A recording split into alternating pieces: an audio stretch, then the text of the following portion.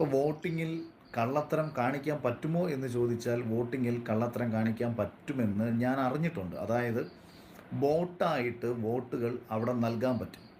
ഈ വോട്ടുകൾ അവിടെ നൽകുന്ന സമയത്ത് അത് സ്ക്രൂട്ടൻ ചെയ്യപ്പെടും.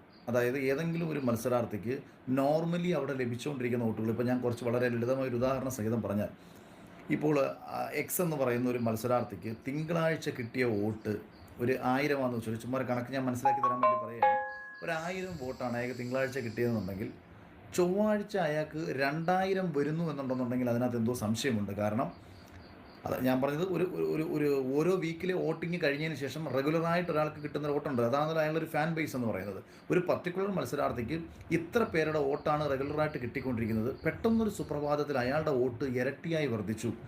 തിങ്കളാഴ്ച അയാളുടെ വോട്ട് 2000 ആയി, ബുധനാഴ്ച അയാളുടെ വോട്ട് 2500 ആയി, വ്യാഴാഴ്ച അയാളുടെ